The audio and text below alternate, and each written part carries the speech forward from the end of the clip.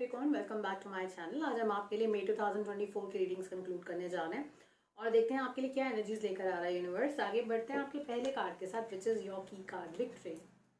May is a month of victory. May is a month of winning in any situation. आप अगर आपको लगता है कि आप बहुत अच्छा नहीं कर रहे हैं अभी तक लाइफ में, मे का मंथ ऐसा रहेगा जो बहुत ही स्टेब्लिशिंग मंथ रहेगा आपके लिए, जहाँ पर आप जो चाहते हैं आप वो अचीव कर पाएंगे Capricorn, which is a very good thing. पहला जो कार्ड है that is the justice card, यानी कि पहला जो कार्ड है कुछ लीगैलिटी की बात करता है, किसी तरह के लीगल टर्म्स में आप हो सकते, सिचुएशन में आप हो सकते हैं। ऐसा हो सकता है कि आपको अपने अपने आप को इवेलुएट करना हो कि आपकी अप्रोच कितनी फेयर है इस सिचुएशन के अंदर। लिब्रा का कार्ड है, एस ऑफ कप्स का कार्ड है आपके लिए।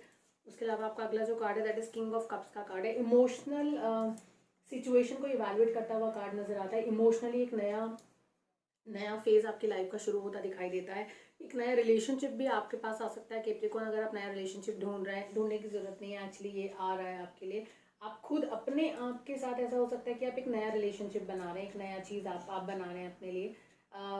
और मुझे कहीं ऐसा लगता है कि कुछ कैप्रिकॉर्न्स जो है वो अपने इमोशनल बर्डन्स का जो इमोशन का जो बर्डन है वो दूसरे लोगों पर डालने की कोशिश कर रहे हैं। आपको ये नहीं दिख रहा है कि आप इतना इमोशनल है इस वक्त कि जितना प्रेशर आप इस वक्त डाल रहे हैं लोगों पर वो ले नहीं पा रहे हो उतना इमोशनल बर्डन आपकी तरफ से। तो आप प्लीज थोड़ा खड़े हो जाइए, just dust this off and then focus on your self.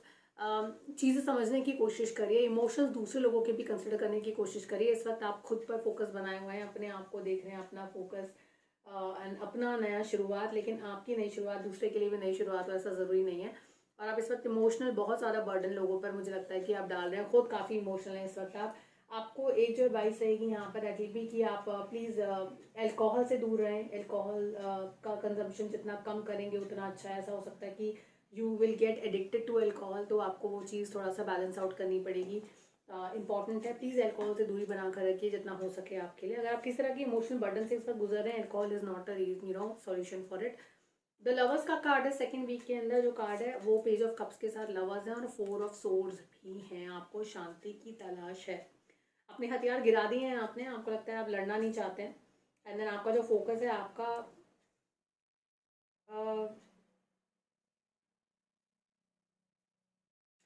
your partner is doing very well, it seems. It can be a situation of separation for you. Your partner maybe is doing very well, or in your eyes you feel like that your partner is doing very well in life, very happy the person is. Look at it, there's a fairy who's very happy playing with the wild energy here. This is the lovers card दो, but then यहाँ पे वो इंसान बहुत खुश है। अब क्योंकि वो खुश है ना, उसकी खुशियाँ आपको अच्छी नहीं लग रही हैं। देखिए, look at your position your दो, आपने सारे हथियार नीचे गिरा दिए। आपके लैप में भी एक सॉर्ड रखा हुआ है आपने अपने पास, you are ready to use it, but then अभी फिलहाल आपका जो फोकस है उस इंसान पर है। आप पता नहीं, मुझे ऐसा लगता है आप मौका ढूंढ रहे हैं कि उनकी खुशी को किस तरह से ख़राब किया जाए। Don't do that, right. And then there is a new relationship और somewhere I think you feel कि there is a new relationship in your personal life.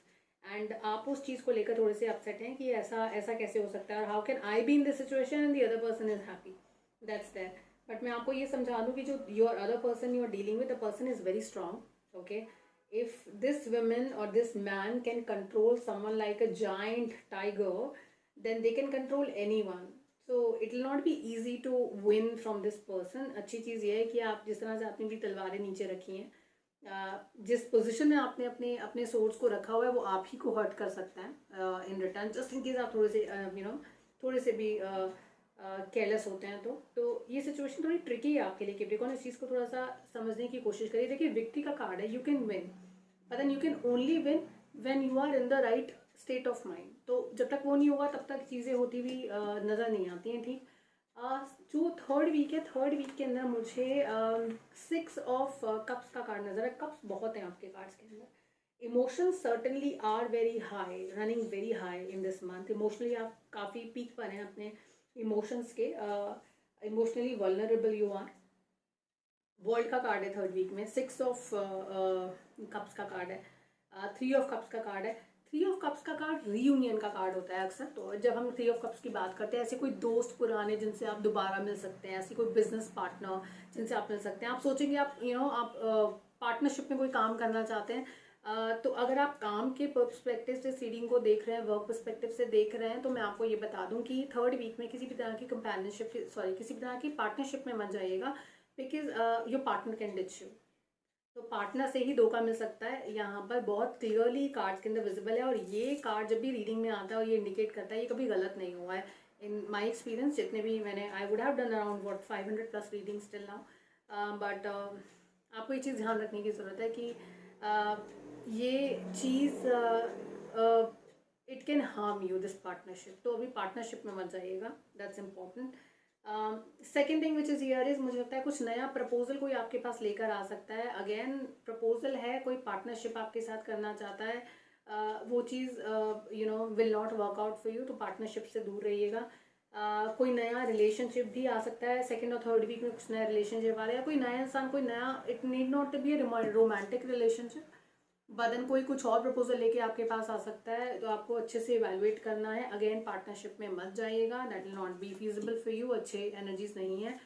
Fourth week के जो कार्ड्स हैं वो कार्ड हैं क्वीन ऑफ कप्स के card है। Oh God, how many cups are there and there is a huge fight going on, there is a huge emotional fight going on. कोई किसी को नहीं सुनना चाहता है, कोई किसी की बात समझना नहीं चाहता है लास्ट वीक में।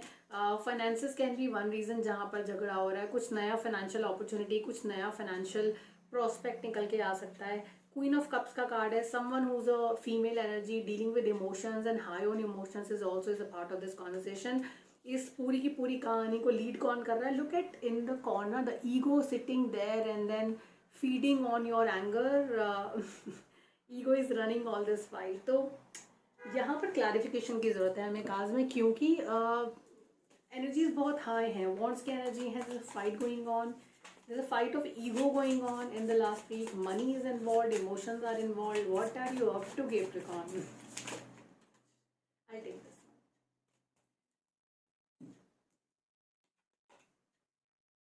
Seven of Wands का एनर्जी है, fighting against the odd.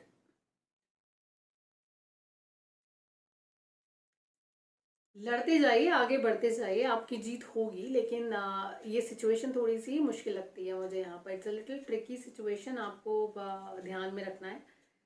बहुत सारे लोग आपके अगेंस्ट होंगे, आपके साथ कम लोग होंगे और आपके अगेंस्ट में ज़्यादा लोग होंगे।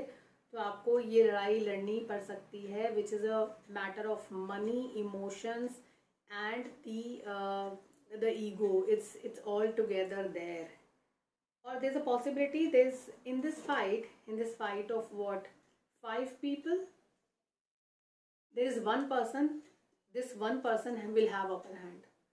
तो चाहे कितने भी लोग यहाँ पे आके उनके सामने, और पता नहीं क्यों मुझे ऐसा लगता है this indication which is coming towards is that female energy. So maybe she is fighting alone. If you are a Capricorn women, you are fighting alone against something, you will win. Or there's a possibility that if you are a male energy, you're fighting against a lot of people. The reason could be money, but then let's look at the conclusion card also. Let me take help from the tea leaf cards for you, and we will just pick few cards here. I think this card is getting my attention. We'll go with this one as well. And then I will take one more, which is this card. There are 2 cards which are coming. I'll take 2 both of them. पहला जो card है, that is a candle card. You will be shown the way. आपको रास्ता नजर आएगा. Second, purse. Pay attention to your finances. Again, there's a financial fight going on for you. You need to take care of that fight. Wealth card is also there, that can get impacted. And the month of the year, September is a very important month of the year, wherein ये लड़ाई जो है, जो अब शुरू होने वाली है मई में, ये सितंबर तक चलेगी। और सितंबर तक आते आते दिल be a final outcome of this thing. Do you want to pick up outcome card also for you of this fight, कि इसका आउटकम क्या होगा? चलिए टी लीफ से ही पूछते हैं। I want to pick this one. Torch, spiritual development, entitled enlightenment, awareness and understanding. By September,